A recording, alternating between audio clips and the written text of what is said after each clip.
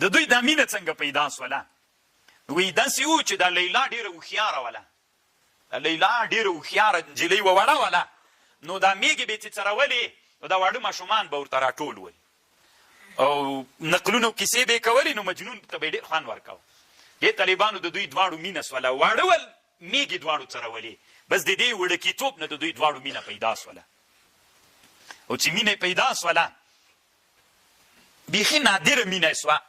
د هغې زمانې نه دا مینه داسې په زړونو کې ترارک او غټېدله تر دې پورې چې کله لیلا غټه سوله، چې غټه سوله نو پلار یې بنده کړله چې نوره به ته باندې نه وځي. نو چې بنده یې کړله نو دا د باندې سخته تمامه سوله. داسې یو حالت سره مجنون مخ سو چې لیونتوب ته ورسېد، د مجنون نوم ورباندې کېښودل سو. یو شعر یې ویلی طالبانو، دلته امام ذهبي نقل کړی، خو ټول به نه درته وایم، هغه حاصل به درته وایم. په دې شعر کې داسې وایي چې کله دا ترې بنده کړله د لیلا بنت مهدي ام مالک العامریه، بیا چې تر بنده کړله وی د عقل یې زایل سو، لیونی سو. بیا یې ویلې چې کاشکې زه نه وی غټ سوی، میږې نه وی غټې سوی، کاشکې هغه خپل حالت وی، کاشکې نه زه غټ سوی وی او نه میږې غټې سوی وی او لیلا م همغسې وړه وی، موږ په هغه وړکیتوب کې مینه کولی، کاشکې دغه باب ته موږ نه وی را رسېدلی. الی الیوم لم نکبر ولم تکبر البهم، کاشکې نه زه غټ سوی وی نه د حیواناتو میږې غټې سوی وی، ماسې واړه د میږو بچي وی، چغاری وی او په دشتو کې څرېدلی، څه خوند به یې کو. دې حالت ته راورسېدلو. بیا طالبانو دا پلار ته خلک ورولېږل چې دا هغه ته ورکه، د مجنون ته یې ورکه. مجنون لیونتوب ته لاړه. بیا یې داسې کول طالبانو ورونو، مجنون داسې حالت ته ورسېده چې کله کله به یې دا مور ورغله، د مجنون مور، د لیلا مور ته ورته وبه ویلې چې دا لور دې پټه راولېږه چې مازې وویني. بیا چې پټه راولېږله بیا پلار پې باندې خبر سو. بیا به یو بله ښځه راتلله پټه چې مازې دغه کلي ده ته حال راوړي، چې لیلا پوښتنه به څه کیسې به یې درته وکړي، دغه اطمینان به راغی. بیا یې دام بندې کړلې، بیا یې غوښتنه ترې وکړل چې دې ته یې ورکړه. هغه ورته ویلې نه ورکوم طالبانو، لکه دا پښتون داسې سو، وایي چې د پښتنو کیسه یې ورسره کړې. څومره یې چې ورته وویلې طالبانو ور یې نه کړله. اخر مجنون داسې کالي و، دا هر څه به یې شکولي په ځان نه پوهېده، بیخي په ځان پوهېده نه. بیا یې هغه وخت کې عبدالملک ابن مروان لکه بادشاه هغه ته عریضه وکړله، هغه دې باندې امر وکړه چې د مجنون وینې حد درکړه. بیا یې طالبانو ترې رامنې کړ.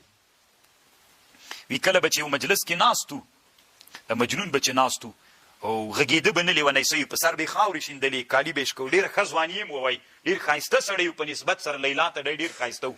نو بیا په سر به یې خاورې اچولې، بیخي به غږېده نه.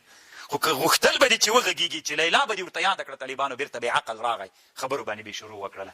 غږېده به در سره غږېده چې څه پوښتنې به ترې کولې، خو چې دغسې به دې خبرې ورسره کولې، لیلا به دې نه وه یاده کړې، بیخي غږېده نه. بیا طالبانو ورونو چې دا لیونتوب ډېر هغه سو، د قوم مشران راغلل، دا خبره په ټول جزیرة العرب کې خپره سوله، دا د مینې څپه لاړله، ښځو انسانانو خلک خبر سول. نو بیا د قوم یې راغی، ډېرې زارې پلار ته وکړلې، نه یې ورکوم، ځکه د ما به نوم داسې اغسي چې معشوق ته یې څوک، عاشق ته یې لور ورکړله. عین طالبانو یې موږ جاهلیت ده که نه؟ دې ټولنه کې هم طالبانو هم داسې ده که نه؟ بیا طالبانو ورونو قوم ورته راجګ سو، بیا یې ورته ویلې مکې ته به یې بوځه، حج ته یې بوځه، کیدای شي الله عز وجل یې ښه کي. هلته بیت الله ته وروله. نو چې بیت الله ته یې وروسته، نو پلار یې ورته ویلې ګوره چې بیت الله نه دې طواف کو، الله نه به بښنه غواړې او دا دعا به کوې، دا دوی خو لیونی سوي، دا دعا به کوې، دا دعا کوې چې بیت الله نه طواف شروع کړي. نو الله ته یې وویلې دا شعر داسې چې الله پاکه ما ته لیلا راکړه، انسانان توبې ته راغلي، خو زه لیلا غواړم. که دې لیلا راکړله بیا به زه داسې توبه در توباسم چې نور انسانان به بیخي هغسې توبې نه باسي. خو زه الله اول پلار ورته ویلې مه غواړه دا دعا که نه، ده ورته ویلې هغه یې نه دا دعا وکوي، نه دا دعا نه کوم. بیا طالبانو حج ته راوستلي، بیا چې مینا ته لاړو، نو په مینا کې بیرته لږ سراخه غوندې سو. وی چا غږ وکړه په دې مینا خیمو کې، یو چا غږ وکړه لیلا، داسې غږ یې چې وکړه، وایي دی بېهوشه سو، بیرته راوغورځېده. بله لیلا و طالبانو، هغه هم ښځې لیلا، ځکه هلته خو ډېر انسانان خیمې وهلي وي. وایي چې بېهوشه سو، بیرته په مخ باندې اوبه ور وپاشلې، بیرته راغی. بیا طالبانو ډېر لوی شاعر هم دی تېر سوی ده، کتاب الاغاني چې د شعر یوه لویه خزانه ده. علامه اصفهاني چې جوړ کړی د ډېر شعرونه د شعرونه هم داسې نړیوال شهرت پیدا کړی. به شعر داسې ویلی وداع دعا اذ نحن بخیف من منا فهیج اطراف الفؤاد وما یدرا. داسې یو هغې ویلي چې په زړه کې مې یو هیجان راغی لکه مرغه چې والوځي چې د لیلا غږ مې واورېده. دې طالبانو چې دا محبت ډېر مشهور شو او کرا طالبانو ورونو بس د لیونګۍ پلار داسې حالت ته راوسته چې هغه خصوصا چې بادشاه فیصله پرې وکړله به یې زنجیرونو کې وتړه. زنجیرونو کې چې وتړه داسې لیونی سوی و داسې به یې خوله په دغه ولګوله داسې به یې غوښې خپلې راښکولې. داسې حالت ته ورسېده. خپل ځان به یې وهه په دشتو کې به همداسې لوڅ ګرځېده. د یو وخت کې خبر سو چې لیلا یې ورکړله. دا په ده ډېره سخته وه. نو کله چې شپه تېره سوله د دې زوم کور ته راغی. دا کوم سړی چې د لیلا سره چې واده کړی ده ته راغی ورته ویلي وایي څو پوښتنې درنه کوم راته ووایه. وی لیلا سره دې واده وکړو د هغې ورته ویلی وو. نو وي څه پوښتنې تېر کړي یا زه مناسبې نه بلم طالبان. او یوه خبره یې دا ده وي د لیلا زلفې دې مسه کړلې بېګا. نو هغې ورته ویلي وو. دې طالبانو بیا رابې وشو سو وغورځېدی.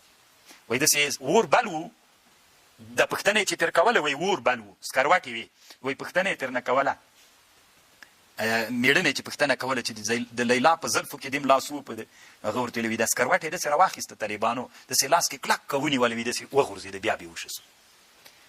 بیا همالته دشته کې اوسېده. وایي کوزه وه ورسره دې کوزه کې به یې اوبه ورلله ډوډۍ به یې وروړله. بله ورځ ته همغلته مړ پروت و بس مړ سوی و. بیا یې وایي راوړ غسل یې ورکړ او دفن یې کړ او ښځو سخت پې باندې وزړل ځوانانو هم پې باندې وزړل او ویښتان یې ډېر اوږده سوي ول او داسې سوی و چې لږه حیواناتو سره یې مینه او الفت پیدا سوی و. کوم حیوانات به چې هلته دشته کې.